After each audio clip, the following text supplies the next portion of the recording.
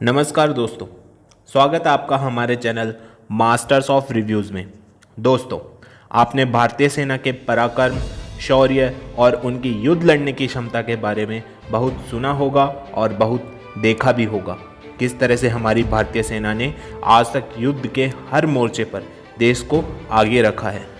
ऐसे ही एक युद्ध की आज हम बात करने वाले हैं, जिसमें हमारे 3 जवानों ने मिलकर चीनी सेना के 300 जवानों को ढेर कर दिया। चीनी सेना आज भी भारतीय सेना के सामने आती है तो उन्हें खौफ में एक भारतीय जवान का चेहरा जरूर दिखाई पड़ता होगा। जी हाँ दोस्तों, हम बात कर रहे हैं भारत चीन युद्ध 1962 के हीरो, महावीर चक्र विजेता राइफलमैन जसवंत सिंह के बारे में। 19 अगस्त 1941 को उत्तराखंड के गढ़वाल डिस्ट्रिक्ट में जन्मे जसवंत सिंह रावत में बचपन से ही देश प्रेम की भावना थी और देश के लिए कुछ कर गुजरने का जुनून भी था। जब 17 साल के हुए तो सेना भर्ती के लिए जा पहुंचे, लेकिन कम उम्र के कारण सेना में शामिल नहीं हो पाए। लेकिन देश प्रेम के जुनून ने लक्ष्य को भटकने नहीं दिया और सन 1960 में 19 वर्ष की उम्र में सेना की 4th गढ़वाल राइफल में पद हासिल किया।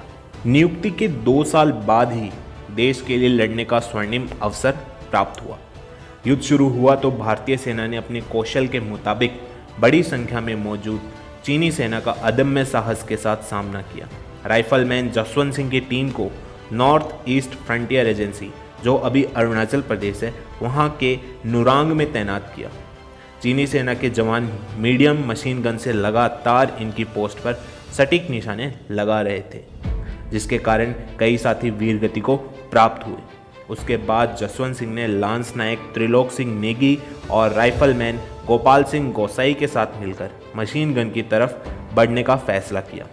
मशीन गन पर तैनात सैनिकों की तरफ ग्रेनेड फेंका और मशीन गन को अपनी पोस्ट पर ले आए। लेकिन इस बीच राइफलमैन जसवंत सिंह ने 2 साथियों को खो दिया और खुद भी बुरी तरह से घायल हो गए।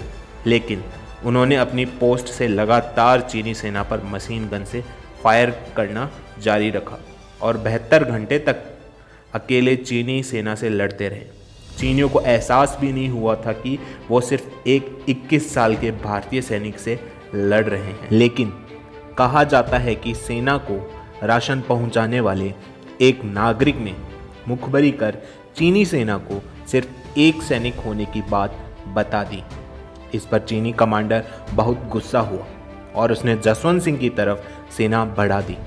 घायल जसवंत सिंह ने सेना को आते देख स्वयं को गोली मार ली। इन 72 घंटों में चीनी सेना के 300 से भी अधिक जवान मारे गए। गुस्से में चीनी कमांडर ने राइफलमैन जसवंत सिंह का सिर काट दिया और अपने साथ ले गया। लेकिन वह उनकी बहादुरी से इतना प्रभावित हुआ कि लड़ाई खत्म हो जाने के बाद उसने जसवंत सिंह की प्रतिमा बनवाकर भारतीय सैनिकों को भेंट की, जो आज भी उनके स्मारक में लगी हुई है। जिस स्थान पर उन्होंने मोर्चा संभाला था, उस गांव का नाम भी जसवंतगढ़ रखा गया है। वहां उनकी याद में एक मंदिर भी बनाया गया है, जहां उनके इस्तेमाल की जाने वाली सारी और अधिकतर चीज़ें रखी गई हैं। इस रास्ते से गुजरने वाला, चाहे जनरल हो या जवान, उन्हें श्रद्धांजलि दिए बिना आगे नहीं बढ़ता और श्रद्धांजलि देकर भारतीय सैनिक और भी अधिक ऊर्जा का अनुभव करते हैं। वहीं चीनी सैनिक आज भी इनके नाम मात्र से ही भारतीय सेना से खौफ खाते हैं। जसवंत सिंह के शहीद हो जाने के बाद भी उनके नाम के आगे स्वर्गीय नहीं लगाया जाता। वह भारतीय सेना के अकेले सैनिक हैं जिन्हें मौत के बाद प्रमोशन मिलना शुरू हुआ। पहले नायक, फिर कैप्टन और अब वह मेजर जनरल के पद पर पहुंच चुके हैं।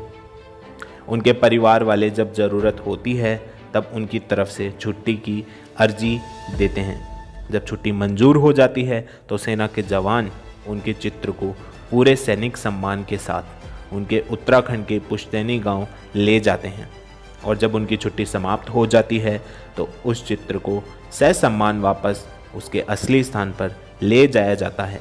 तो दोस्तों, ये थी हमारे जवानों की शौर्य गाथाओं में से एक कहानी, जिसके कारण चीनियों से हमारी सेना कभी युद्ध लड़ने से पीछे नहीं हटी और 1967 के युद्ध में चीन को धूल भी चटा दी थी। आपको ये वीडियो कैसा लगा हमें कमेंट बॉक्स में ज़रूर बताएं और चैनल को सब्सक्राइब करना न भूलें। धन्यवाद। जय हिंद।